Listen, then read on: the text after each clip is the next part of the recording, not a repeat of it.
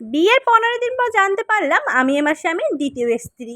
আমি যাকে এতদিন আমার যা ভেবে আসছি সে আমার সতীন। আমার স্বামী আমাকে ভালোবাসে না, সে তার প্রথম স্ত্রীকেই ভালোবাসে। আমাকে বিয়ে করছে শুধুমাত্র তাদের প্রয়োজন মেটানোর জন্য। আমার সতীনের বাচ্চা হচ্ছিল না, তাই সে ডিসিশন নিয়েছে তার স্বামীকে দ্বিতীয় বিয়ে দেবে। সেই ঘরেতে সন্তান হবে, সেই সন্তান তাদের হবে, তাদেরকে বাবা মা বলে ডাকবে। আমার স্বামীরা ছিল বিশাল বড় লোক, সেদিক থেকে আমি এক কৃষকের মেয়ে। আমরা 4 বোন, আমি সবার বড়। আমার বাবার মাথায় বিশাল বোঝা, তার এই 4টা মেয়েকে কিভাবে সে বিয়ে দেবে। আবার আমরা 4 বোন খুব পিঠাপিঠি, সবাই বড় হয়ে উঠেছি। আমার বাবা সবাইকে লেখাপড়া শেখানোর চেষ্টা করেছে। আমি অনার্স সেকেন্ড ইয়ার স্টুডেন্ট ছিলাম। হঠাৎ করে এত বড় লোক ঘর থেকে বিয়ের প্রস্তাব আসলো এবং তাদের কোনো চাহিদাও ছিল, এমনকি আমার বিয়ের অনুষ্ঠানের যাবতীয় খরচ তারাই দিয়েছে। আমাকে দেখতে এসেছিল আমার সতীন, আমার স্বামী, আমার শ্বশুর শাশুড়ি, এই 4 জনে। এবং বিয়েতেও তারা 4 জন এসেছে। 4 জন এসে আমাকে বিয়ে দিয়ে একদম তাদের বাড়ি বউ করে নিয়ে গেছে। তবে আমাকে রানীর মতন করে তাদের বাড়ি বউ করে নিয়ে গেছে। আমাকে প্রচুর গহনা দিয়েছে, শাড়ি, 3 পিসের অভাব নেই। আমাদের বাড়ির সবাই দেখে তো চোখ উপর উঠে গেছে, এত এত কিছু দিচ্ছে। এ বাড়িতে নাকি আমি অনেক সুখে থাকবো।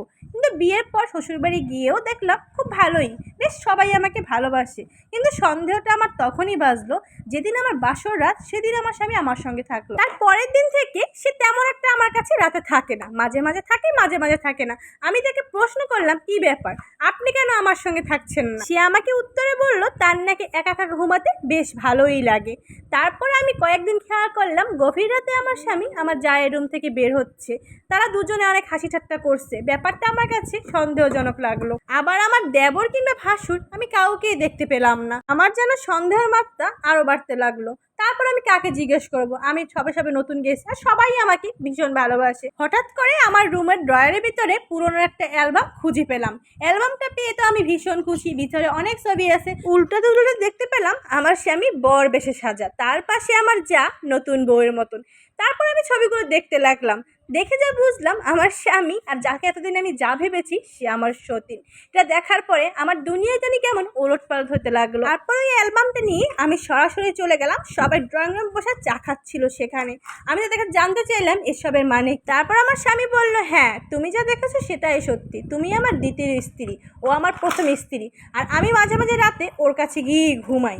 তোমাকে আমি বিয়ে করেছি, আমাদের কোনো সন্তান হচ্ছিল না। আমাদের বিয়ের বয়স 10 বছর পেরিয়ে গেছে। ডাক্তার বলে দিয়েছে আমার স্ত্রীর কোনো সন্তান হবে না, তাই তোমাকে বিয়ে করেছি। কোনো মেয়ে জানলে তারা এই সংসারে আসতো না, তাই সব কিছু গোপন করে তোমাকে বিয়ে করেছি। তুমি থাকো, তোমার কোনো সমস্যা হবে না। তোমাকে তো আমি স্ত্রীর মর্যাদা দিয়েছি, কিছুদিন পর তুমি আমার সন্তানের মা হবে। তোমাকে আমি ভালো না বাসলেও খারাপ জানবো না কখনোই। এরপর থেকে কেটে গেল 8টি বছর। আমরা 2 সতীনে মিলেমিশেই আছি। আমি বর্তমানে 2 সন্তানের মা, 1 ছেলে 1 মেয়ে। আমার সন্তানদের আমার সতীন ভীষণ ভালোবাসে। আমার সন্তানরা আমাদের দুজনকেই মা বলে ডাকে। তো সব কিছুর জন্য আলহামদুলিল্লাহ। তবে এটা আমার জীবনে কোনো ঘটনা না। যদি আপনাদের ভালো লাগে থাকে পাশে থাকবেন। আসসালামু আলাইকুম।